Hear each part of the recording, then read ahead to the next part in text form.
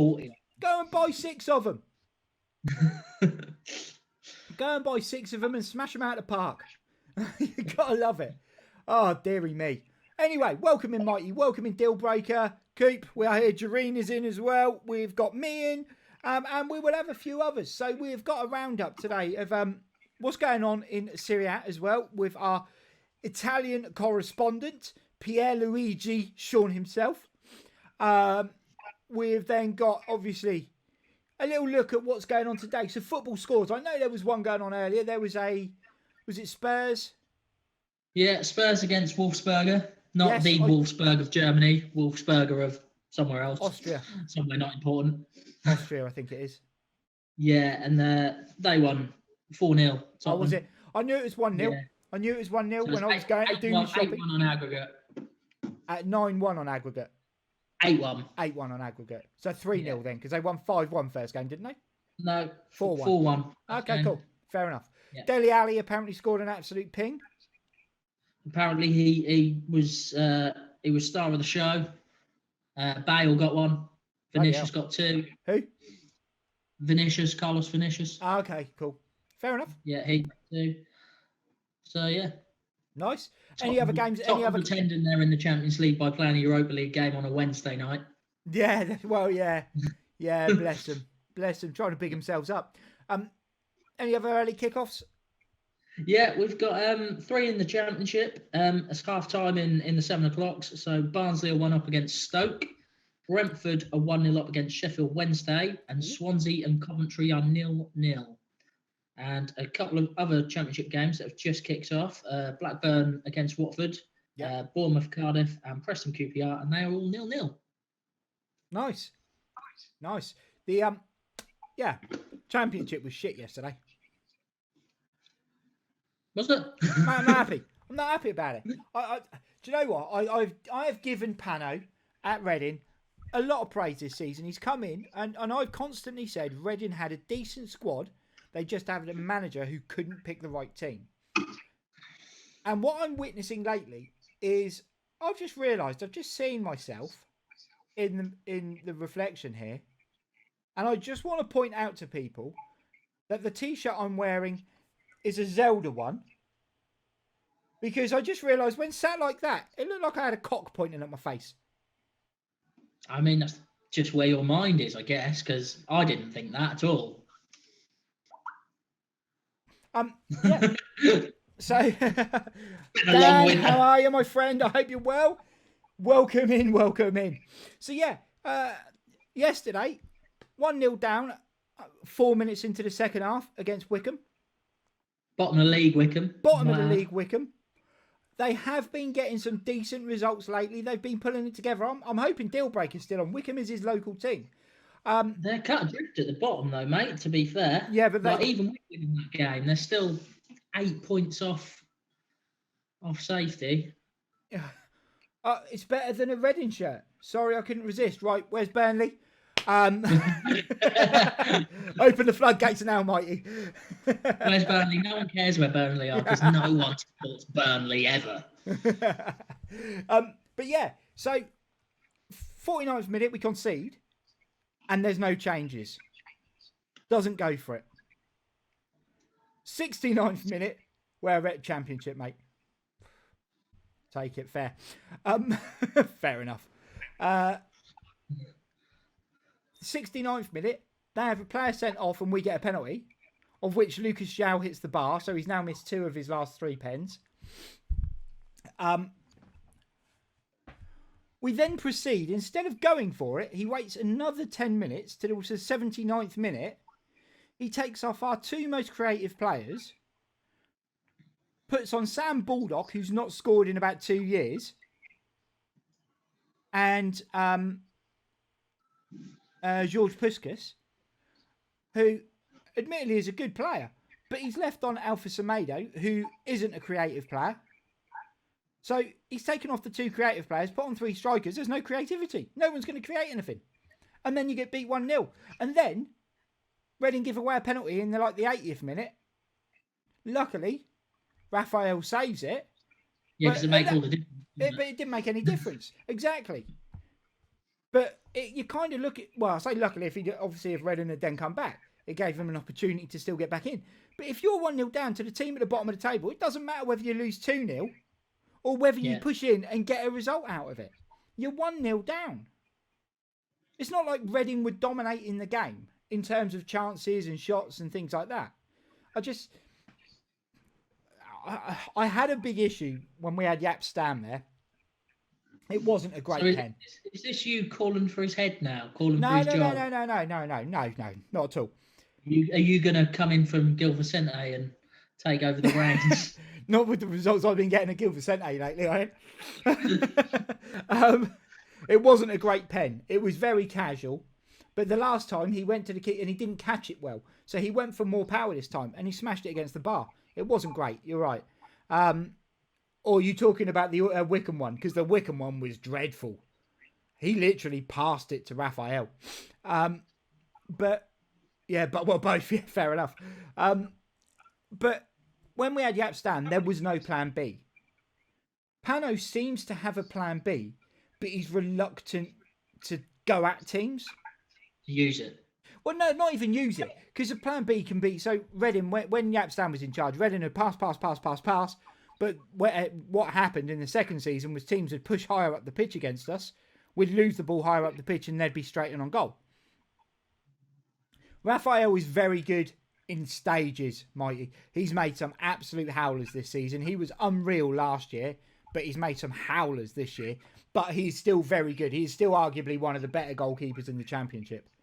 But yeah, there was no plan B. When we were losing the ball there, he wasn't then trying to get the ball out quicker to the fullbacks or get the ball moved forward quicker. And teams would press us and we'd get beaten. He was sacked 6 months after. 6 months after almost taking us to the Prem, he was sacked. Pano's not going to be in that situation, partly because he does already get that ball moving forward a bit quicker. So whenever we lose it, we're in a position to already condense and solidify ourselves. So we won't ever put ourselves under that sort of pressure. But it's just when you need to go at a team, he seems to be reluctant to do it. If you need to go at a team, I would understand yesterday if he took off Elise or if he took off Ajaria and bought on the forwards. But to take off both of them, no one's going to create a chance. You're literally relying on lumping the ball forward and hoping someone gets on the end of it. And when you don't play that setup normally, it's a massive change and ask for players to do. And it's frustrating. It is frustrating to watch. You know, because it's not the first time this season. It's happened a couple of times where we've gone up against a team where we really should win and we don't. We've got Rotherham at the weekend. I'm not holding out huge amounts of hope. Rotherham are decent on their day. Yeah, but there should be Rotherham and Wickham. This should have been 6 points. Rated at 3.5 mil on Scouting Network. Yeah, I mean, part of that as well, Mikey, is going to be down to the fact that, you know, his history. He's played for Sampdoria. He was. You got to leave your best players and go for it. Exactly. You make the changes. You release a defensive player if it's a defensive midfielder or a defender, and you get someone else on to then push on and just go again. But yeah, no, frustrates me. Yeah. Anyway, Norwich. You did say Reading had come up. Hey? You did say Reading might come up in the chat tonight, and you straight away Reading, mate.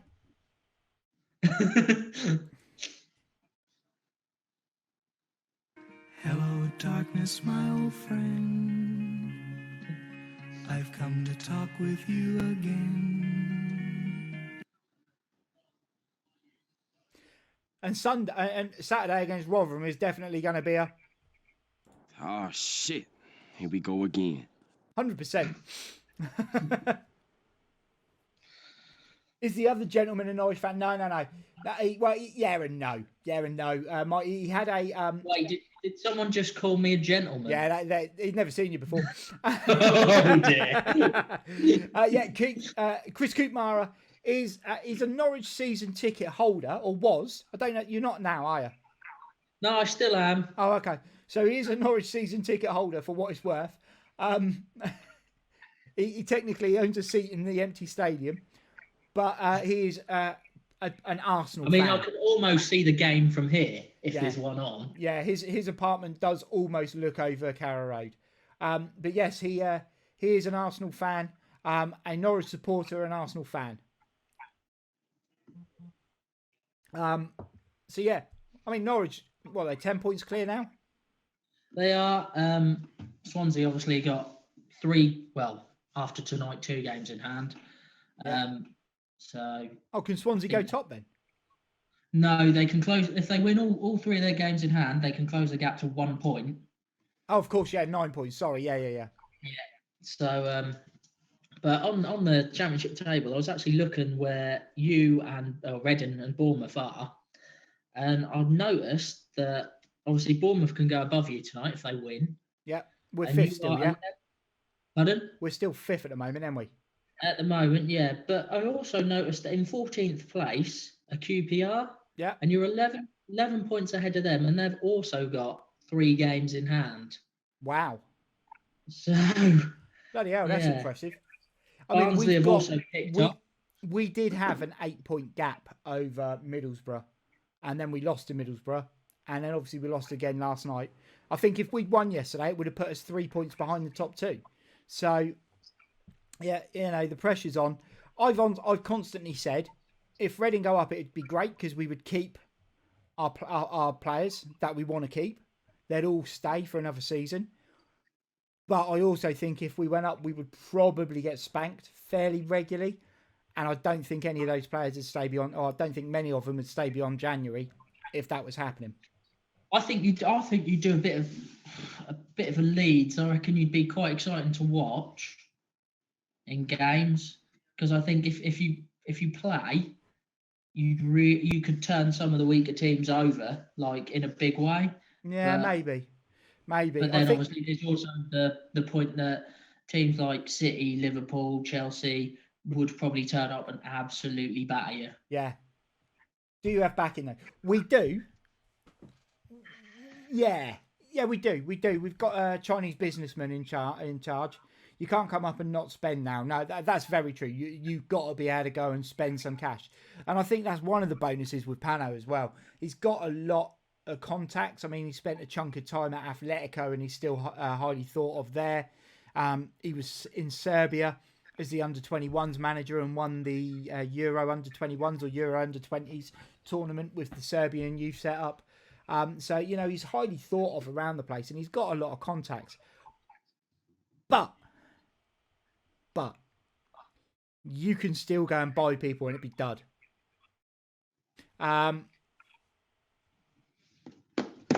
If you got to come up now, to be fair, you got to come up now so I can go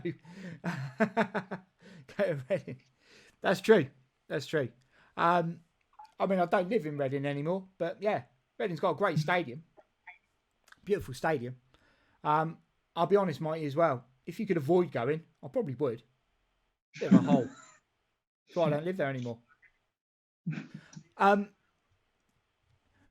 Should we move on? Shall we move on? Yeah, we can do. We'll move on too. Let's move on. Villa?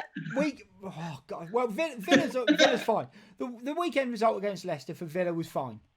No Jack Grealish, and would we have expected to have beaten Leicester? Probably not. Would have been good to get a result. Last season.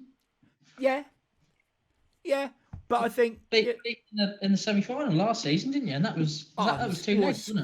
Scraped it though, didn't we? It was a 1-1 and a 1-0.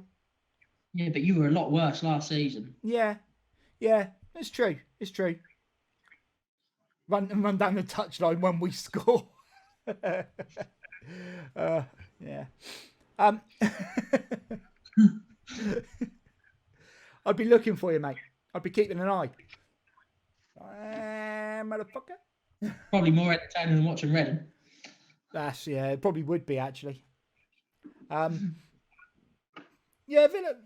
I've got no issues with the Villa thing. Villa have set expectations. They started so well, and expectations. You're comfy, really, aren't you? You're comfortable. You're not going to go down. You're not going to. Exactly. exactly. The expectations were set high. I think from a Villa point of view, mid-table finish is perfectly fine. The fact that they were sat sort of 7th or 8th and people were like, oh, they could push into the top 6. No, they couldn't. No, they couldn't, because as will be proved over the next couple of weeks, if Villa lose their key players at points in time, they haven't got the quality to backfill at the moment. I think you definitely needed Ross Barkley to step up, especially yesterday. He could have been the creative spark in Grealish's absence. Really, you look at him and he's been crap for a number of games. Villa have done amazingly this season. Yeah, you're right, Mike. They have had a very good season, but it's not been consistent. It's not been consistent. They've pulled out some brilliant results. They've lost some games where they really shouldn't have lost. But after beating Liverpool, then all of a sudden expectation levels went through the roof. And Villa were never in a position to meet them. And that was a Liverpool with Van Dijk as well. Yeah, well, yeah. I think Villa are defensively sound. I mean, obviously they've lost Matty Cash. Thanks for that. But that's true. That one result was the start of all the talk about Villa being a much changed team and a much better setup. But Matty Cash being out, they made the error of sending Frederick Gilbert out on loan and keeping El Mohammadi. Because if they had an issue with Matty Cash, they got to play El Mohammadi. I mean, I would probably play Conser at right back, but he's playing so well at centre back. But it's a concern. And then obviously Grealish goes on the other side, and they're bringing in. You've got Trezeguet, you've got El Ghazi played the other day. El Ghazi's all right, but as soon as he gets near the box, he tries to shoot. There's other people on the pitch, mate. Pass the ball. And Trezeguet just runs and runs and runs. There's athletics tracks for that, mate. I like Bertrand Traore. He's been all right. Ross Barkley hasn't been at it since he came back from injury. And it's almost like there's a clause in his contract that says he's got to play. Because we signed Morgan Sansom. And he's not played a game yet. He's come on as a sub a few times, but he's not started a match. And you'd think now's the opportunity for him to have a game. I'd like to see more of him. Yeah. He looks very tidy when he plays. But, it'll be interesting to see. Not signing a striker in January. The team I tipped for European football this season are doing well. Who's that? West Ham? Did you tip? It wouldn't have been Burnley. Did you tip West Ham for European football this year, Mighty? West Ham, it is. Look at that. On the money. West Ham have got a good team. West Ham will come unstuck because they don't have another striker. And let's be fair, Michail Antonio isn't a striker. He went to Reading as a youngster, and he was a clumsy wing-back with a long throw. And now all of a sudden he's a striker in a Premier League team with an England cap, isn't he? There's a goal at Swansea. Oh, has it gone to Swansea? It's 1-0. To Swansea? To Swansea, yeah. They're playing Coventry, aren't they? They are, yeah. Yeah, that's fair. That's kind of not unexpected. Well, Coventry beat Brentford for the weekend. That's true. They did. Yeah. Yeah, well, yeah, I suppose Brentford are on a shitter at the moment, though.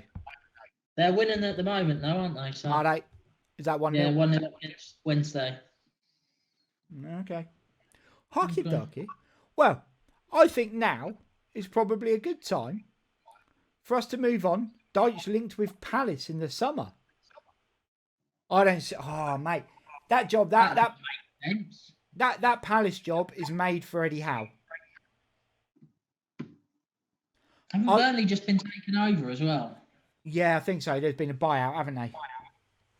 Yeah. Why would you go to Burnley to Palace? It's almost on the same level, isn't it? Really? Yeah, in terms of performance over the last few years, it's a step down. Yeah. Did you get a pay rise, Mighty? By Americans. Oh, yeah, isn't it the guys who own one of the American football teams or the NHL teams? But yes, I think now is probably, I reckon, a good time. Mighty, what's your knowledge of Serie A like? Do you want to improve it? ALK Capital Investments. Bank then. Not a clue. ALK. ALK. A hole. Sounds like a Swedish team, doesn't it? ALK. It does, yeah. Yeah, FC or BK ALK. Right. It's good enough. Let's see where we can go with it then. See if we can teach you something. We will be on the chat in a typey position as opposed to a audio position, because this is a pre-recorded message. So what I'd like to do is just hand over to me, essentially.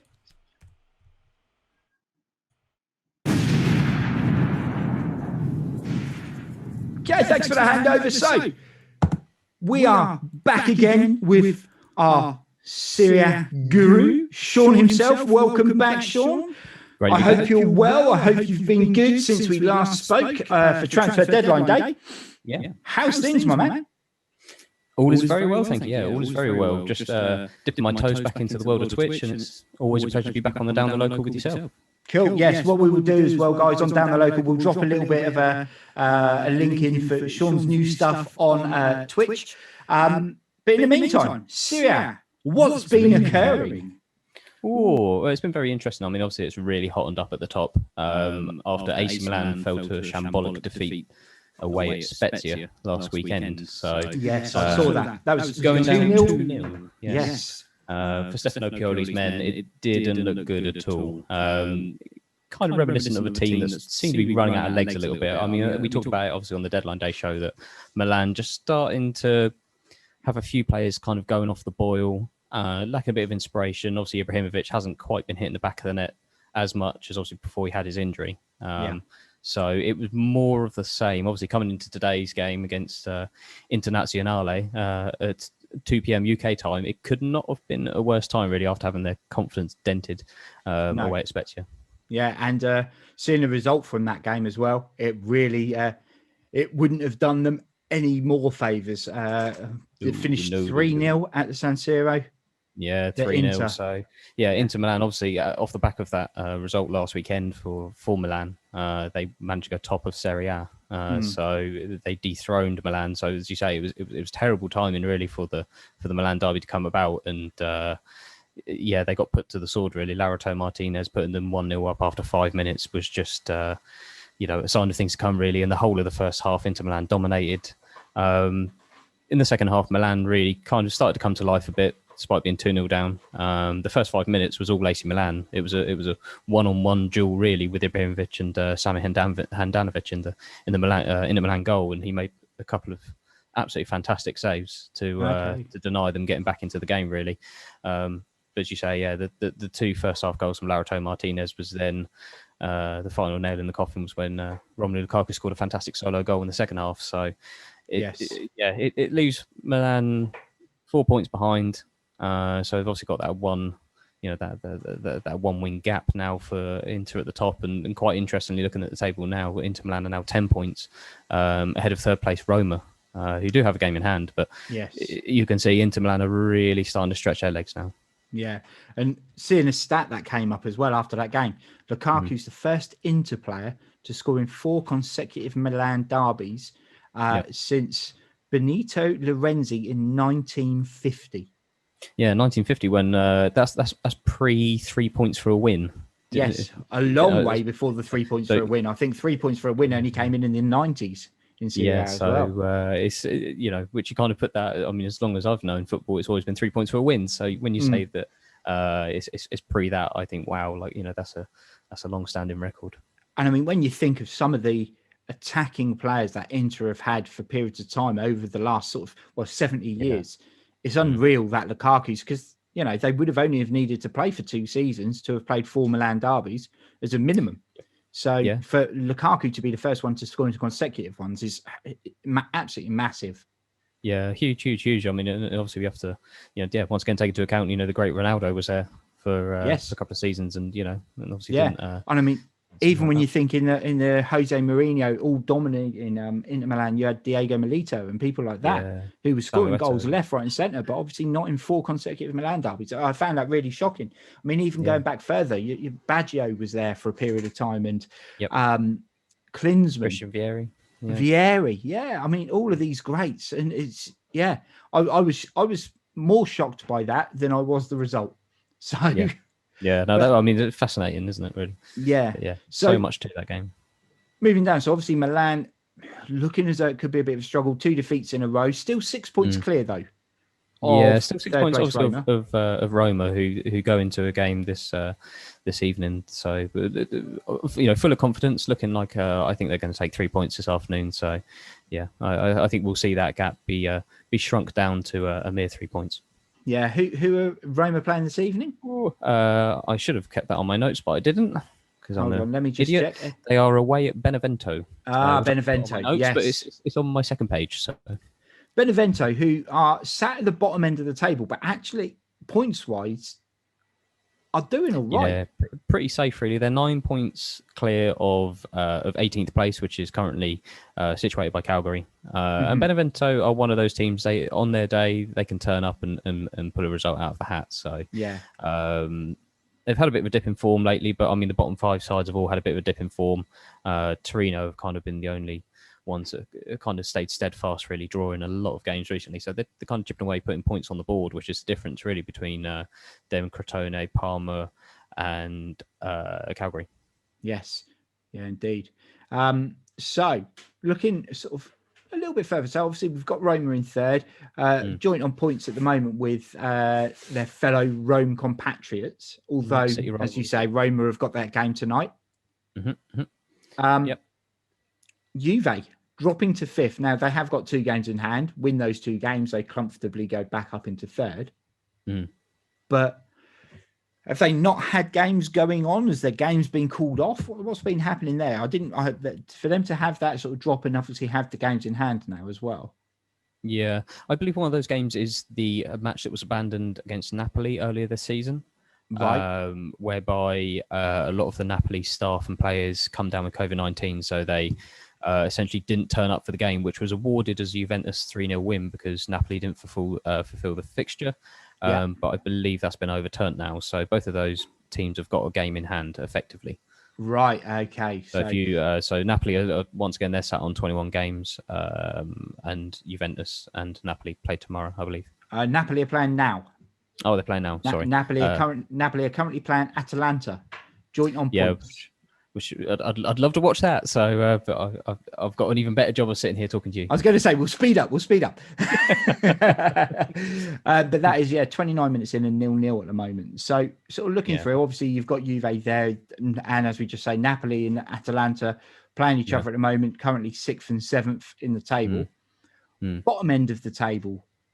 Now, obviously we spoke on transfer deadline day about the trials and tribulations of Parma. And you were talking at the time about them bringing in Dennis the Man. Dennis the Man. Or Dennis Man. Yeah, sorry. Dennis the Man. Dennis the Man, yeah. Now, obviously, we recorded transfer deadline day the day before. And on transfer deadline day, Parma then pulled off essentially a shock transfer, I think, for a lot of people, bringing in FM wonder kid and hero to all Joshua Zirkzee. Yes. On loan till the end of the season, but with a £15 million deal. But it was unclear at the time of whether that £15 million deal has to happen. There's an obligation to it, or whether actually it is deemed on whether Parma stay up. There's a little bit of grey area around that. Now, I thought for a team that has struggled financially big time over the last few years, if they've put that as an obligation, especially in the position they are in, that's very reckless. Very reckless, yeah, incredibly reckless, as you say, especially when they flashed out, a lot of money for Dennis Mann, which was around about the 14 million mark as it was. So you're looking at almost like a net spend of 30 million in a January transfer window to try and dig yourself out of a hole, which I think as we've seen in the Premier League, with obviously our city of residence, Norwich, is not a good thing to do. No. Well, I think part of Norwich's problem is they don't try and dig themselves out. They just accept their fate before they've kicked a ball. I think, yeah. What was it? Once bitten, twice shy, I think. Well, maybe they go, we'll go with that. How have Parma been performing, though, since the transfer deadline day? Have results started to take an upturn? Have those two guys come in and sort of hit the ground running, or has it been much of the same? Parma, I mean, it's been much of the same really all season, and you could almost describe them as luckless in that a lot of their games, they will lose 2-1, they'll lose 1-0. It tends to be late goals as well they're conceding. So, I mean, in today's game, they were 2-0 up against Udinese at half-time, and then let that slip to a 2-2 draw. It's just that is the way of Parma at the minute. They just, whether it's a confidence thing, whether it is that belief that going into a game, we can see it out, we can win games. I don't know, and that's obviously what they've tried their hardest to rectify. Maybe bringing in fresh faces, they're not going to have that negative mentality. They made a lot. I mean, you just see that they're really throwing the kitchen sink at it. I mean, during today's game, they brought on 5 substitutes in a matter of 10 minutes. So, they really shook things up to try and get themselves back in the game and get those vital 3 points. But, which it have only lifted them up to 18th and just above Calgary. But, it'd have been a big step. You look at that, they'd have been 4 points behind Torino in 17th at the end of this, this game week. So, throwing points away like that is vital when you're sat down there at the bottom. And as you say, Torino have been drawing a lot of games, which is keeping putting points on the board. But, if the team below you wins 1 or 2, those draws become almost negligible, don't they? So you're suddenly very much in the mud. So, it's a shame that they couldn't hold on. And when I saw the score, and obviously I saw Udinese sat mid-table, fairly comfortable. I mean, there's between 11th, just to give context for people, between 11th place and 16th place, there are 2 points separating 6 teams. 6 teams separated by 2 points. Yep. But then it's a massive gap to the European places and a massive gap down to the relegation spots as well.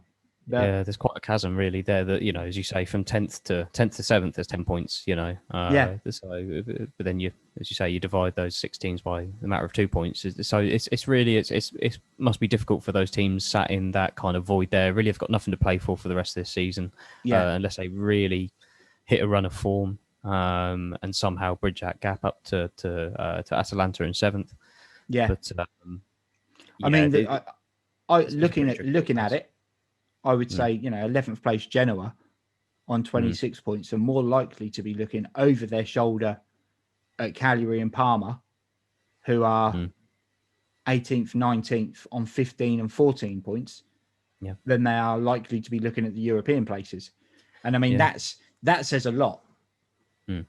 Yeah, big time. I mean, the only saving grace for Genoa is they're in a good run of form at the minute. So unbeaten in their last 5 with 2 wins. So 3 wins. Sorry. Cool. So they're doing all right at the minute. I mean, they're one of the teams that could possibly bridge that gap and get up towards 8th and 7th place. But I just can't see it happening. Can't see it happening. No. I mean, I'm looking at the league table now, and it looks like the top 7 are nailed on to be in that top 7, and it's just a case of the order they finish. So for sure. So how are new signings that have come in getting on? We kind of mentioned Dennis Mann and Joshua Xerxes. Have they come in? Have they picked up goals, or have they sort of just been gradually filtered in, or what's been occurring with those guys? What about the other signings that have happened around the grounds? I'm sorry to say they haven't really come in and obviously brought Parma's fortunes on the turnaround. Dennis Mann has been restricted to opportunities off the bench, making a total of 80 minutes on the pitch in 4 substitute appearances. So he's not really made too much of a difference. He has provided 1 assist, but no goals, which, for Parma, who obviously are struggling for goals, as we talked about throughout the deadline day, coming and bringing an assist is something of a positive when you haven't actually started a game. So there's something to say about that. Joshua Xerxes obviously once again finding his feet. I don't think he's had many minutes yet, and if they are, they're from the bench. So so I don't think we can expect to see too much from them really. Mario Mandzukic at AC Milan has once again been restricted to being on the bench, obviously with Zlatan Ibrahimovic being back fully fit, and of course you've got Rafael Leao as well, who's been playing out wide and can play through the middle, who's been in pretty good form so far this season. Looked really, really good. Beginning of the season, looked like he was really going to fill those boots up front. Of course, you've got players like Samu Castelleo and Ante Rebic and Alexis Salmakers, Hakan Çalhanoğlu. So you got a lot of attacking force there. I think Mario Mandzukic was just brought in just to play a lot of the sort of cup games, play the games where they're expected to dominate, and just chip in with a goal here or there in the absence, so they can give Zlatan Ibrahimovic a bit of a rest. So, but that's not come yet. Obviously, we've had some real key fixtures throughout February, so they've not been able to rest Zlatan very much. So we haven't seen much of him. And it's a similar case at Roma, obviously with Stefan El Shaarawy coming back to them. He's been restricted to play off the bench. He played in the win in Europa on Thursday, and once again looked back to his usual self. He obviously is very comfortable in Rome, so I'd expect him to play some part, obviously, in this evening's game. So, but I think he's probably been the one that's that's come in and shown a bit of form, straight away, despite not playing football for quite a while. So that can only bode well for Roma, who they're sitting really good, really in third. It's one of their strongest seasons they've had in a long time, and bearing in mind that Edin Dzeko was on his way out of the club, beginning of this season. Actually, he seemed to turn himself around a little bit, and he's got his head down and chipped in with the goals and done what he does. And Roma, looking really, really good in third. You could see them pipping Milan come towards the end of the season if Milan don't get their act together soon. Well, a win tonight and 3 points gap. Depending on how much they win by, if they get that win, the goal difference takes a hammering as well. If it's a 3-0 win for Roma, then they're 3 points behind with 2 goals two goals different. So it's going to be interesting. I think very interesting. One of the things I find most interesting is the chasm as well. We were talking about the chasm in points a minute ago, but it's the chasm in the goal difference as well. I think only Lazio in the top 7 have got less than a +10 goal difference. Yeah, which was quite remarkable, really, considering Ciro Immobile's having another fantastic season and scoring lots of goals. But as you say, Lazio seem to be getting those sort of 3-2 wins, or the 4-3 wins, or the 2-1 wins, and those sort of games. So I mean, it's obviously good for them. I think that goal difference will certainly improve now that Sergej Milinkovic-Savic is starting to show a bit of form again. So I think we could once again see them, push Roma as well, and really. Quite interesting that the top 4 teams, this 4 teams are in 2 cities, isn't it? So exactly. Another little nugget of information, isn't it? Because then obviously after that you've only got 2 teams in plus goal difference, being Sassuolo and Hellas Verona. Everyone else is on minuses, and then when you get down to the bottom end, and you've got, we were saying Benevento picking up results, but sat on a -17 goal difference. So they're obviously taking a couple of pastings and squeaking a couple of sort of close wins. But Southampton is kind of the only way I can really describe them is they'll take a hammer in here and there, but then they'll go and win a game 1-0 or 2-0 or or 3-1 or something like that. So they're one of those sort of Jekyll and Hyde teams. You never know what Benevento you're going to get, to be honest. Yeah, and looking at Parma, -28 goals. I'm now starting to look at that and think maybe their issue wasn't buying in Dennis Mann and Joshua Zirkzee. They probably should have done something about their defence. Yeah, they should have been looking over their shoulder, really, instead of looking up top. I think that is where Parma's issues have come. I mean, admittedly, they've, as I say, recently really restricted that to kind of 2-1 losses or 1-0 losses and whatnot. But as you say, earlier on in the season, they were just leaking goals left, right and centre. So they should have really done a lot more to fix that in the January transfer window. Because, I'm looking at this and I'm thinking, do you know what? If they get enough points to put themselves in with a fighting chance of staying up, they've got to be putting themselves in a fighting. They've got to be getting more points, because if they end up on a goal difference battle, they're losing. Yeah, they're stuffed. Yeah, well and truly stuffed. So, and when you consider, say, Torino in 17th with a -8 goal difference, which is, that low and yet that far down in the league, kind of gives you an idea of just kind of how gritty they've been, and actually maybe too gritty, and once again with Andrea Belotti not kind of scoring goals, or Simone Zaza, then they're struggling. But I mean, they picked up a win, and I say, it's not a bad thing to be drawing games. It's better to draw than lose. Obviously, it's still points on the board. If the teams around you are losing, then draws are good.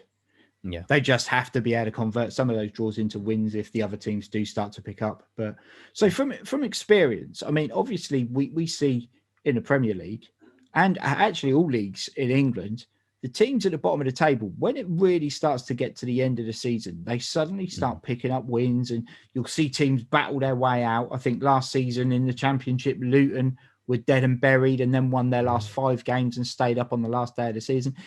Is it similar in Serie A, or is it a case of at some point teams just accept their fate and that's it, they're done?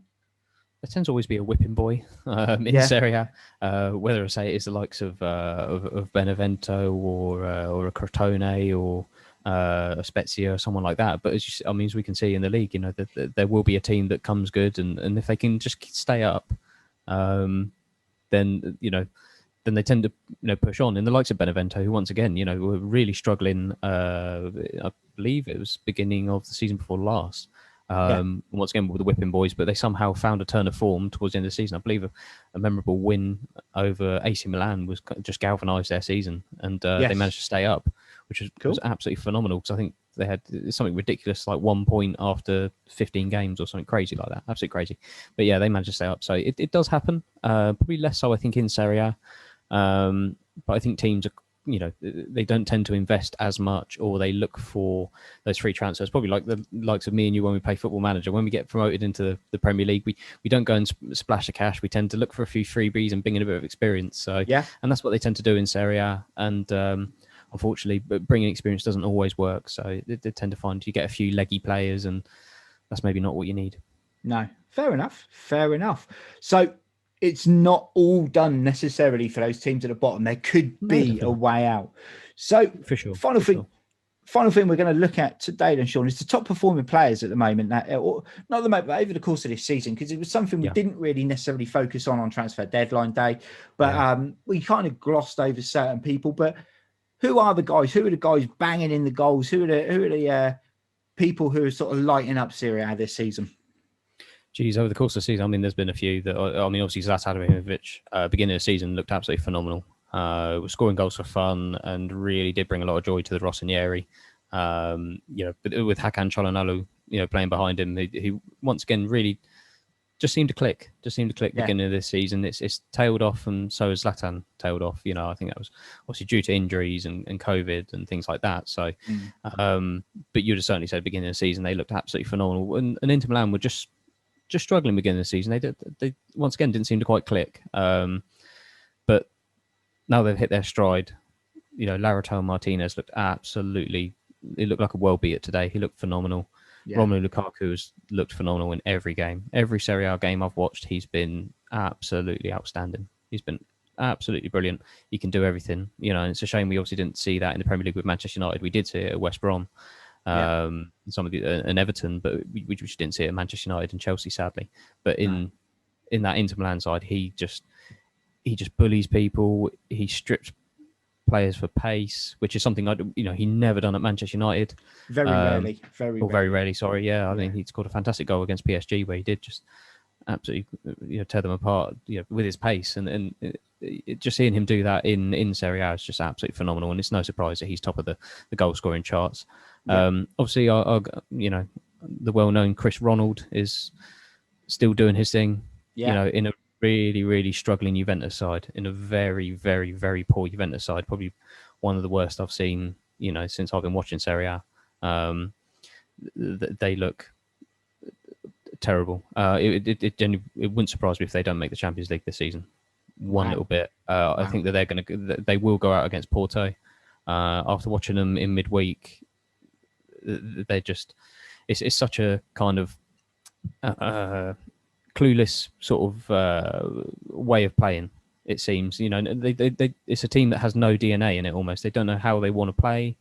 They don't know what they're doing. They look dithering where they're on the ball. If we're going to talk about players that are hitting their form, well, Juventus are certainly not hitting theirs. There's when you're talking about players like Weston McKennie and Federico Chiesa being their top performers this season, that's a sign of how bad things are, frankly. Yes. I mean, I'm a huge Weston McKennie fan, as I know you are too, and I've been following him for a few years now, but he shouldn't be the standout player in that Juventus side. Coming in on loan from Schalke. So they're really in a funk, and I think that they are going to do well to get into that top 4 this season. I mean, the other top performers, for me, the player of the season so far this season, aside from the goal scorers, has got to be Nicolo Barella, who's been playing for Inter Milan and has been unreal, absolutely unreal. He's once again today just epitomised how he's been this season. He was everywhere.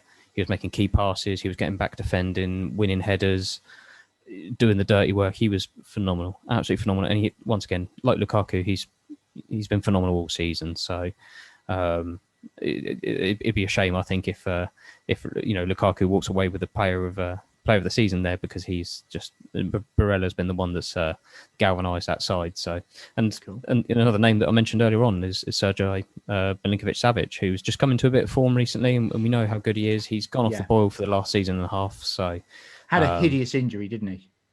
He was out for quite a while, and then come back and niggled, and as these sort of injuries do. So, but it's great to see him hit a bit of form, and hopefully he can once again continue that with Lazio and really bring a bit of fight there in those top 4 spaces. Fantastic. Well, I think that's given us an in-depth roundup of Serie A. Sean, thank you very much. We'll be sure to drop in your links for the new stuff on Twitch. So, guys, if you want to see what Sean is doing with the band Hedra, get over and have a check out. But for now, guys, thank you very much. Back to Badgie in real time. See you later. See y'all later.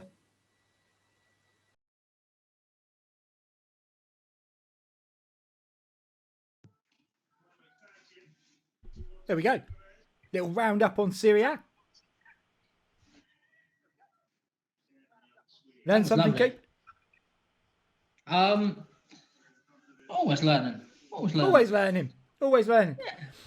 See, Mighty, we like to keep, it's a football chat show, and most of it is just general bollocks, but we like to have a proper sort of feature where people can get a teeth into it. Mighty, I want to say as well, my man, thank you very much for the sub. It was great. I got a little bit panicked because it suddenly started popping up with random subs on the screen, and it was people subscribing on the YouTube page. So they will all have the privilege of seeing this tomorrow afternoon. But they're obviously on there watching Fly the Nest. But just for you, Mighty, bit of confetti, a little bit of.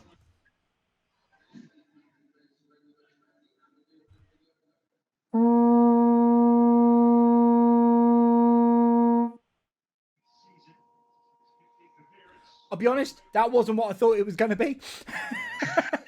That confused the shit out of me. I was like, what is that? Yeah. That says celebrate. I mean, that sounded like celebrating by dropping a load. That's what I heard.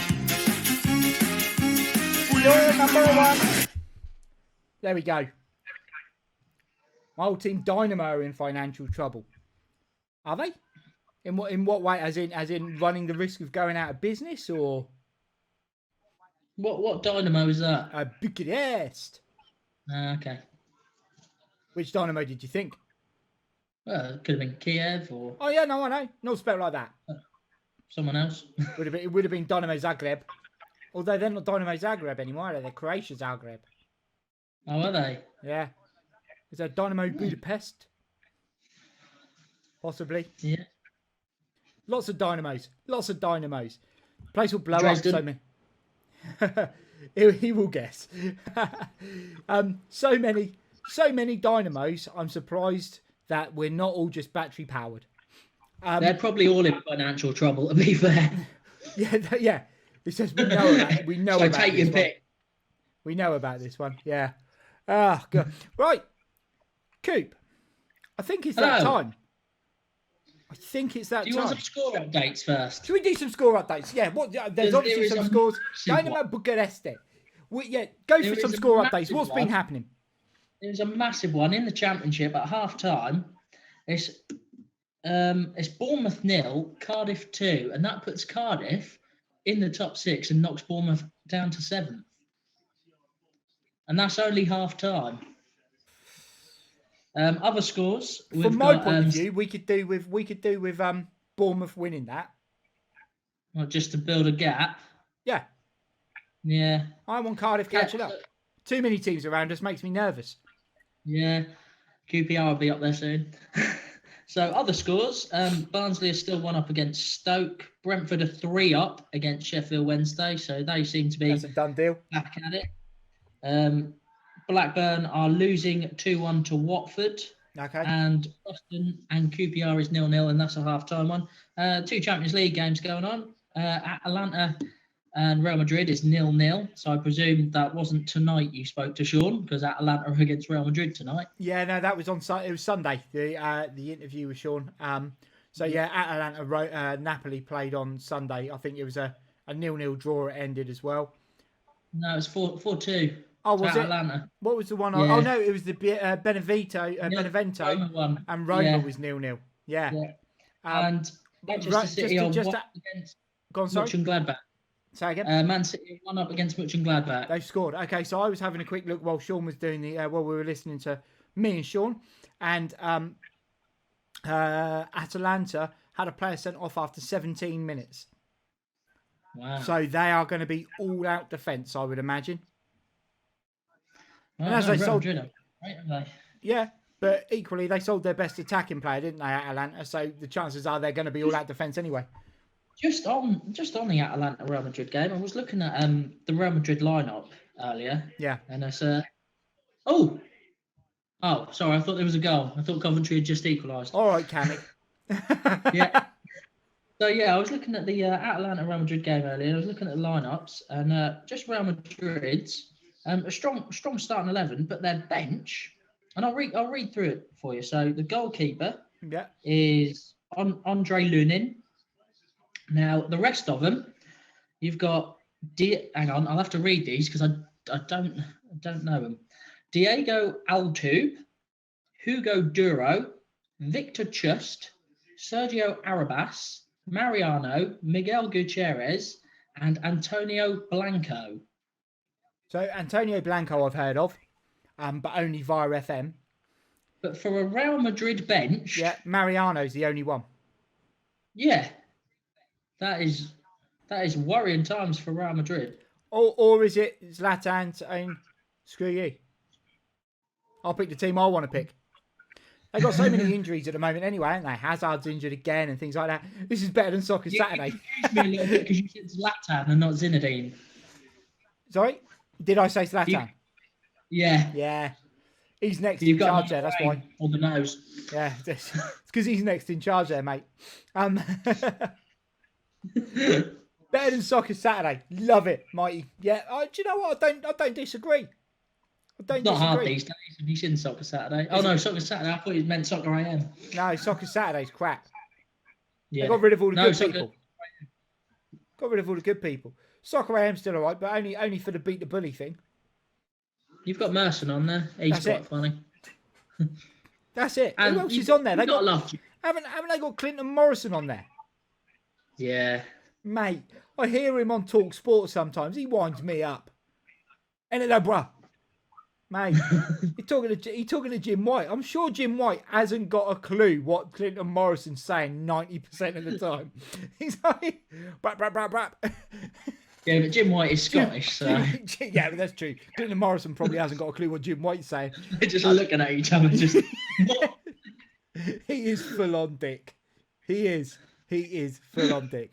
I met Clinton Morrison because he was really good mates in the Palace youth setup and coming through in the team with Hayden Mullins. And I used to play football with and against Hayden. I went to school with Hayden and played football against and with a couple of his brothers. My little brother was in the same team as his youngest brother, Kerry. So, but yeah, Hayden, decent guy. Clinton Morrison. You know, we'll get this on YouTube. He's... Yeah. Dion Burton was another one. Do you remember Dion Burton? Yeah. Yeah. He went to school not far from me. He went to school in Reading as well. He was an interesting... For Derby. What? Did he play for Derby? He started at Portsmouth. Okay. But yeah, he was an interesting guy as well. Interesting. He was full on brap. He used to strut round the place like he was some kind of ledge. I mean, don't get me wrong. I did. Yeah, don't get me wrong. He got a full football career out of it and got international caps, but still looked like a bellend doing it. Right, score updates have been done. Shall we skip on and move on? Yes. It's that time of the week, guys. A lot of pro footballers are full of it. Yeah, no, I'm not surprised. Right. Hello.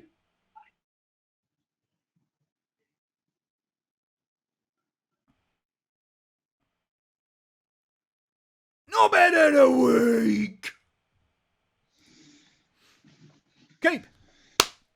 Who is your knobhead of the week? My knobhead of the week is another one I don't like to give it to, but I really struggle. I've watched a lot of football this week, and I really struggled to pick anyone out. And so, unfortunately, I've gone with one of our own in Arsenal centre-back, Rob Holding. You love Rob Holding. 6'2" Rob Holding, beaten in the air by 5'7" Raheem Sterling. At least it's not a referee again. No, and to be fair, if we'd have got smashed like about 4-5-0 by Man City, it wouldn't have been an issue. But the fact that was the winning goal. It was so early as well.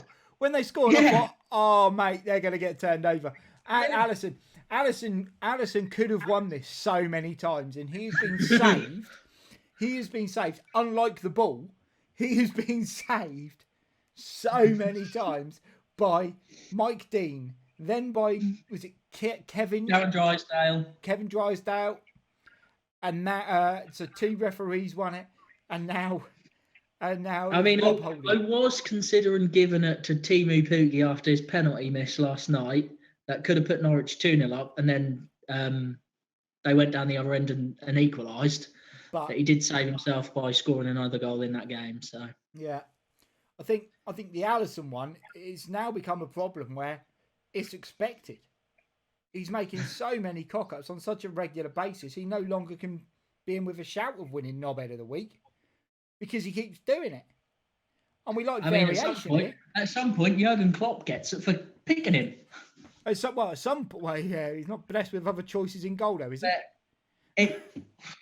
Kelleher? Yeah, he's not great, is he? Well, I mean, it can't be easy for Alisson in front of Philip Coutinho at centre back. I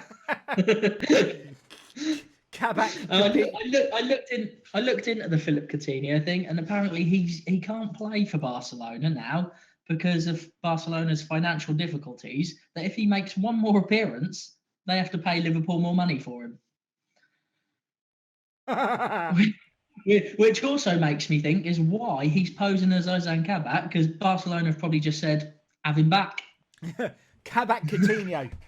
I remember Reading having a really good season, and we bought it's another 5 million. It's only 5 mil, and they're quibbling. Wow, that is really bad for Barca. I remember Reading getting Nicky Shorey back in for a season after we'd sold him. He came back on loan for a year, and if he played 30 games, we had to buy him at the end of the season. We had an obligation of a buy clause, and it was 1.5 mil.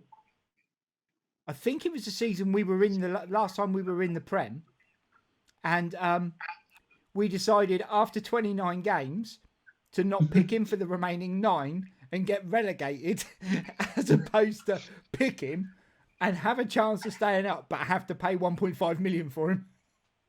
I was like, I mean, that is dedication to the "we don't want Nicky Shorey back permanently" cause. Jesus. So, this week's Knobhead of the Week goes to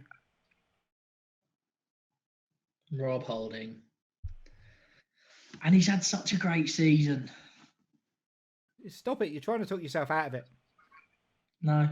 No, I won't, because I don't know who else I'd pick.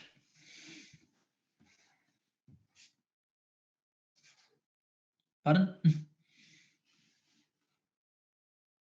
Knobhead of the week. Cool. I've just seen that Reading have been busy on the scouting network. Have they? Who are they scouting? I mean, they're scouting everyone. Reading in the Championship. Hey, woof. Hello, CG. How are you, my friend? Hope you're well. So. No fucking way, bruh. CG with a little host as well. Welcome into Down the Local, CG. Five strikers you looked at today. Okay, please tell me they're not looking at Pedro, whatever his face is, again from Sporting. Because you don't have enough strikers, do you? Well, we've only got one who scores. Lucas Yao. Yeah. Puskas would score if he played more. Yaku Mite is obviously crocked. So, how many goals has Lucas Yao got this season? 17 in the champ. Yeah, so Timu Puki's also now got 17 goals this season. Yeah, and people were raving about how amazing he is. Who, Puki? Yeah, he's got 17 goals, same as Lucas Yao. He's picked up, and I think he got 29 the season Norwich went up, and he's still got 14 games left. Yeah, fair. So, forgot I was a Reading fan, CG. Yeah, I know. It's painful It's painful half the time anyway. It's all right the other half, but it's painful for half of it. He's the only one I can see. Okay. So, Birmingham 2, Reading 1. Mate, Birmingham yet? I mean, Wickham yesterday. Middlesbrough. And you can just keep picking them out. I'm obviously, you're a Birmingham fan. But we're still sixth in the table. Well, fifth at the moment. So at the moment, we live on that kind of glory. Just quickly to that, I'd just like to say Birmingham 1, Norwich 3. Have some of that. Swansea beat Coventry. They did. Yeah. So George Puskas would get. Pookie did miss a pen. He did score as well, though. Yeah, he scored 2, didn't he? He got 2 in the end. Yeah. George Puskas would score goals. Time for a joke. Time for a joke from the dad joke. Right. This hasn't come up on Down the Local before. I thought you just told one about Reading, Luton and Birmingham. Shut the fuck up. Okay. The next page of dad jokes consists of 4 jokes.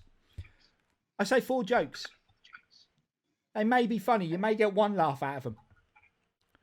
I answered the door this morning and a 6-foot beetle punched me. Apparently there's a nasty bug going round.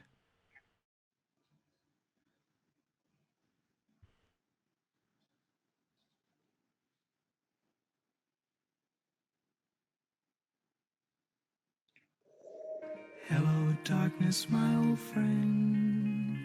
We got Tumbleweed. I've come to talk with you again. Hello, darkness. What a waste of channel points. It was a shit one. It was. Right, next. Some bloke just said he was going to attack me with the neck of his guitar. I said, is that a threat?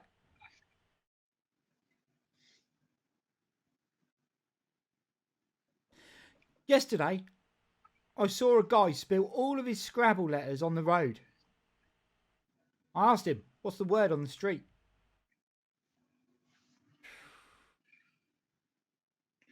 Do you hear that, Badge? I think that's viewers leaving. Oh, they... For fuck's sake. Another shit one. That's pretty funny. Oh, you like that one? I like that one. Good. You've been pleased at least once then, CG.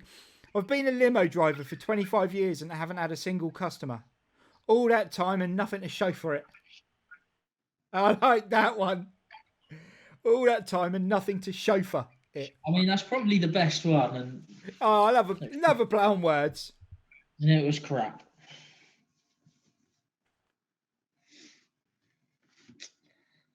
Well, at least he's pleased. I'm going to go to the next page because they weren't that good. How do people lose their kids in the mall?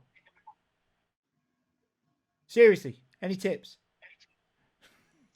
I said, come on, seriously. Someone tell me. Coming, to be fair. Someone tell me.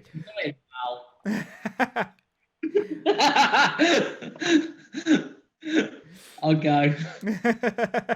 I went to a costume party dressed as an alarm clock, but I left early in a bad mood. The people there kept winding me up all night. Oh man, it doesn't get any better.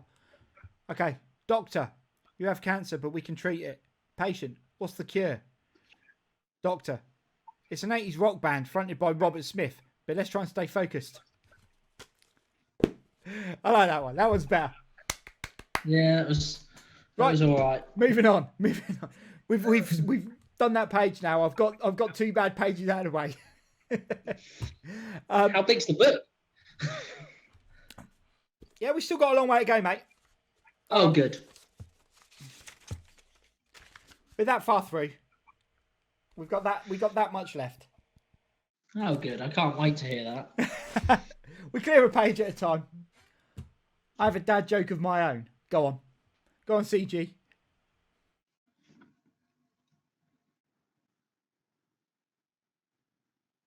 I mean, what he's got to do now is type it, and I've kind of I bought a book from the library. Yep. I bought a book from the library. Who buys books? Who buys books in the library?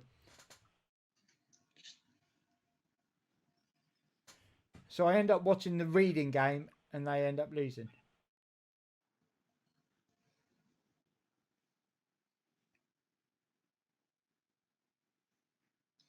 You are getting it bad tonight. Hello, darkness, my old friend. I've come to talk with you again. Let's move on. Anyway, let's move on. I reckon it's probably time for our other section. It's not him, and it's not him.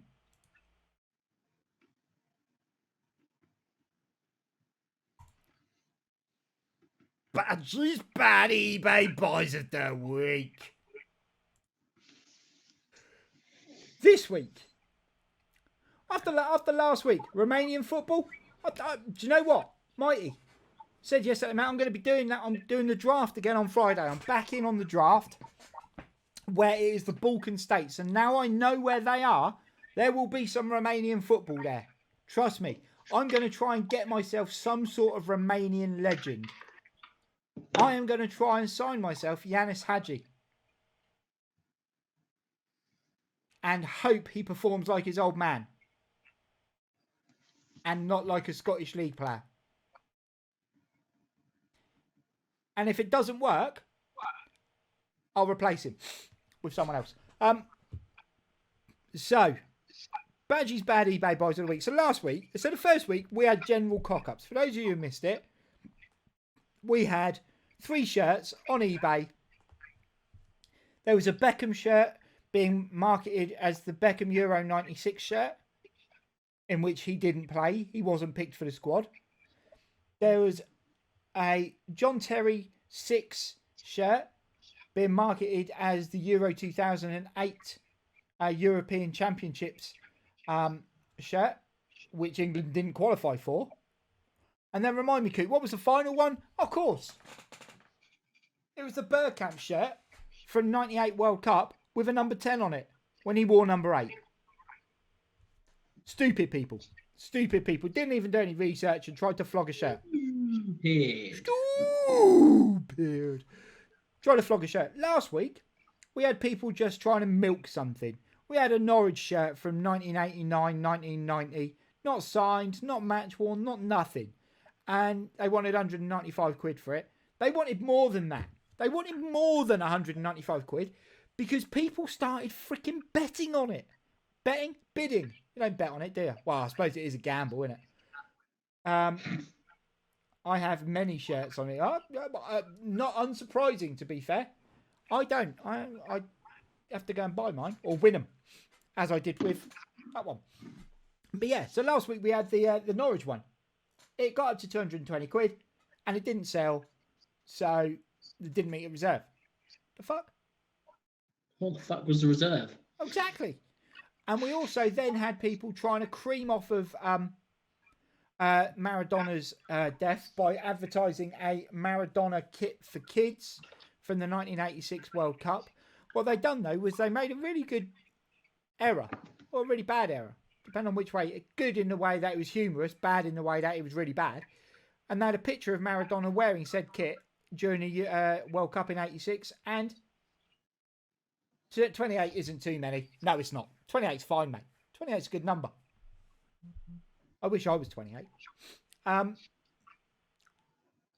Then I'm 24. Yeah.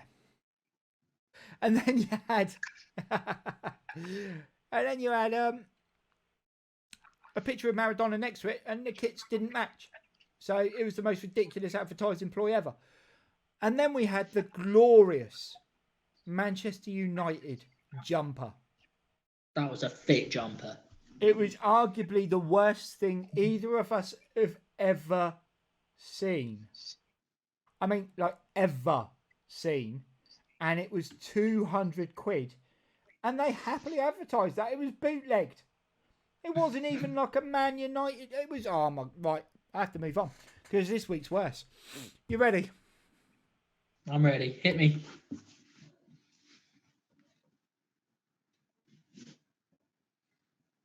This week, we have a match-worn John Connolly, Everton, 1972 to 73 away shirt, extremely rare.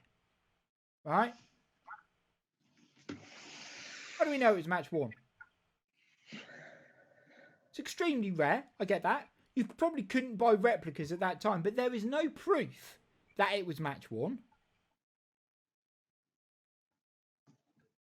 It's nothing, but they want £2 grand. Two fucking grand. Keep £2 grand. I see. They want 20 quid postage and packing.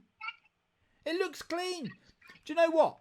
And what winds me up on here, Mike, we'll come to that as well. It looks clean, so they've washed it after. I like that. So it's match worn, but we've given it a wash. Either that, or John Connolly came on for the last. No, he wouldn't have come on because it was people wore 1 to 11 back then. So John Connolly was either a lazy bastard and didn't get grubby at all, or he might have come off early. What? He might have come off really, really early. 72, 75. Yeah, you did have subs then. They had just bought in the sub thing. But Christ alive. Let's move on. Nike referee shirt with Football League badges. Still got the tag on it. Now, £12. Now, on those 70s pitches, mate, yeah, there was no way he was coming off clean. Even in the summer. Now, don't get me wrong. Initially, there is no major issue with this shirt. Okay? But who wants to buy a referee shirt? Coop? I'd buy one if you could get them printed, if they had their names on the back. Well, you get a Mike Dean one. Obviously. Dino! Dino 0. That should be the referee 0 on the back, Dino. But I fucking hate referees. You're not the only one. You're not the only one, Mikey. But who the hell would be buying a referee shirt? And then I suddenly thought, well, the only people who would be buying a referee shirt are like low-level referees who have to go and buy their own kit. Although I'm pretty sure that gets provided to them now when they pass the course. But by the by, if you're going to go and buy this to then be a referee, would you want to be as pretentious as having the one with the Football League badges on it that make you look better than you are? I mean, I'd get a Premier League one. If you're going to go full hog, well, yeah, get a Premier League one, you know, you have a little bit of think, actually, I'll get to the Premier League. I'm better than Football League. Yeah. Don't have some confidence in yourself. If you're going to blag hard. And it's like, I looked at it and then I thought, well, what if it's not referees? Then you're looking at like kids or aspiring referees. What fucking kid is wanting to buy a referee's kit. The only one I could think of is like prefects or hall monitors. like the mini Hitlers of school ready to go for it early doors. Could believe it. But 12 quid. So, you know, I can run with that. Linos. Yeah, see, Sunday League, I have to like half of the linos because they're normally provided by our team. And that's not always the case. No, that's true. I have to be nice to them as well because otherwise they won't do it again. No kids want to be keepers now, so why the fuck would they want to be refs? That's true. No kid. It's hard to find kids who want to be goalkeepers nowadays. We're lucky. We've had some absolutely quality ones come through. But yeah, when they're too old, I'll have to stop. The final one though, Keep. Yeah. Is an error. So this apparently is a match worn number 17 David Hillier shirt. It's an XL. So straight away, I don't think it's a David Hillier shirt because he wasn't an XL. What I'm going to do is just while I'm talking about it, I'm just going to quickly get it up as well because there was numerous things on the page that made me question its validity. So firstly, it's an XL. Yeah. It's meant to be worn by David Hillier from the 1991 season. Okay? Right.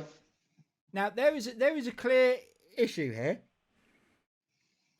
In 1991, David Hillier did play for Arsenal. So we're all right there. It is the shirt from that season. The other pictures show it's the fully embroidered badge on the front and the Adidas logo. And the number is even sewn in. It's not a printed on number. It's a sewn in number. But the issue I've got is on that shirt, the number looks quite high up. It is a number 17 shirt when it was then Division 1 still. You were only allowed 2 subs. Normally, being 12 and 14. And then I thought, oh no, but Arsenal won the league the year before. Well, no, they didn't. They came second. They came second to Liverpool or won it. I can't remember. Either way, Arsenal were in Europe. Was that the Thomas goal? No, that was the 88-89 That was 88. season. Yeah, 88-89 season.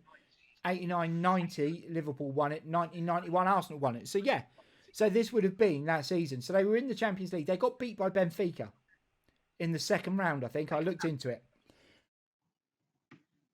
That was the European Cup then, wasn't it? It was, yeah. Yeah. In the European Cup that season, you were allowed 5 subs. Even if you don't give a player, you got 12, 14, 15, 16. 13 was there. There was no number 17s given out. There was always a 13 given to the goalkeeper sub. David Hillier did not wear a number 17 shirt.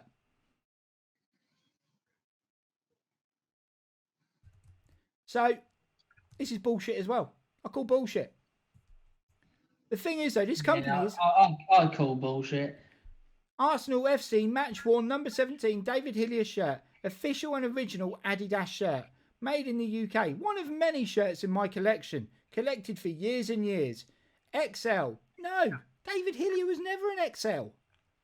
I mean, I'd be concerned by anything that said match worn if there was no sort of like authentication to say it was match worn. It may have been match worn by him. It may have been match worn by the guy selling it. Definitely wasn't match worn by David freaking Hillier though. You'd think if it was match worn, it was given away, it would be signed, wouldn't it? Really? Or there'd be some document with it. Yep. Because it'd be charity. It's all I call bullshit. But even so, Yeah. 1,300 quid. Shove that up your ass, mate. I'll go get my wallet. Embarrassing. Bajies Bad Ebay Buys of the week. Don't buy them, guys. Don't buy them. Mighty, you didn't tell me the story? No, go for it. Tell us the story about you and the linesman. Tell us the story. And that could be the conclusion of tonight's show. So it better be a good one. Give us an update. While Mighty is typing, give us an update on the scores of the grounds. Scores on the doors. Yeah. So, no goals in the Atalanta-Real Madrid Champions League game, but there is a red card for an Atalanta player. I did just read it, but I can't remember. So I will just have a quick Another check. one, or is that the 17th minute one that I said about earlier? No, that was on... That was Atalanta. Oh, I thought you meant that was on Sunday. No, today, 17th minute. Oh, okay. Yeah, it was the 17th minute one, yeah. Forget that. Moving So, on. Man City is still 1-up against Mönchengladbach. Cool. And in the Championship, a few games have finished. The early kickoffs, Barnsley won 2-0 against Stoke. So Yep. Barnsley are closing in on you now as well. Yeah, I know, yeah. Yeah. Brentford won 3-0 against Sheffield Wednesday. Swansea, as you know, won 1-0 against Coventry. It's currently Blackburn 1, Watford 3. Bournemouth have got a goal back against Cardiff, so it's 2-1 there to Cardiff. And Preston Queen's Park Rangers is still 0-0. Nice. Oh, what's happened here? That's weird. Oh, That was very odd. I just changed screen on the laptop and it was there. Okay, so ball comes in. The striker is 2 yards offside and the linesman flag stays down. I go over to tell him he's a splendid man and doing a fantastic job and grabbed him by the collar and he sent me off and got sent off. 4K fine and a 12-match ban. That's got to hurt. That's got to hurt. what was the fine? $4,000. What level was this? Go ahead, Eagles. So second division. Okay. 12-match ban. Did you come back? Did you come back to England for a while? I suppose no, you wouldn't have been out. You still would have had to have trained, wouldn't you? Yeah, Dutch second division at the time. Man, that would have upset me a lot. How you say 4K? Oh, did you that's see? fine. Did you see that Jadon Sancho's Germany one? Did you see Jadon Sancho's German accent in his interview the other day? No, I didn't. No. The new Joey Barton, Steve McLaren, mate. He's doing an interview after a game with Erling Haaland, and he's got a German accent. It's brilliant, absolutely brilliant. It's gone viral. He's never going to do another interview. Have you seen the young lad Musiala has picked Germany over England? I did see that. Yeah, what a little prick. Yeah. Well, To be fair, he is part German, and so fair enough. yeah. I just thought I'd bring He's it up. very good, but I always find it a bit galling when a player plays all their youth football for one country and then decides to change it. I think that's a bit of a kick in the face. And for that reason is why I think we shouldn't be picking Patrick Bamford. He's done well this year, but we shouldn't pick him because he chose Ireland initially, and now he's in with a shout. All of a sudden, he's like, "Oh no, I'm English." So did Jack Grealish. He didn't pick Ireland. He played for Ireland, didn't he? No. Yeah, he did at youth level. He's played for Ireland at youth level. Played England under 21s. Pulled out. He was going to play for Ireland or something. No, they wanted to pick him. He never did. He was going to, but he got injured, I think, didn't he? I believe once they're capped at under 21 level, they can't change. It's if you've played, yeah, and it's that competitive game though, isn't it? Because Bamford played for England under 21s and then played for Ireland's senior team, but only in 2 friendlies. So there's some weird rules around it. But Grealish played for England under 21s and then went there. They shouldn't be able to. They shouldn't be able to. I mean, no, I agree. They shouldn't be able to. I think once you're capped at one level, that's it. You shouldn't then go, do you know what? Actually, I reckon I've got a gig Unless over here. they're really, really good. And then we'll have them. Yeah. I mean, everyone goes on about it. It does make me laugh, right? Everyone goes on about it and says, it's ridiculous. Germany picked Calcio a few years ago and he was Brazilian, and Portugal pick all these Brazilians, and England never do anything like that. Pretty sure John Barnes and Raheem Sterling were both born in Jamaica. Last time I checked. Raheem Sterling wasn't born in Jamaica, was he? I thought he was. He was born near Wembley. Was he? I thought he was born in Jamaica. No. Okay. I think John he's Barnes got definitely was. Jamaican heritage, but he was born near Wembley. Yeah. Yeah. My nan was Irish. I would never have played for him. To be fair, if I had the option, it would have been England or France. And I would have made the bad choice because I would have been at my peak at 18. I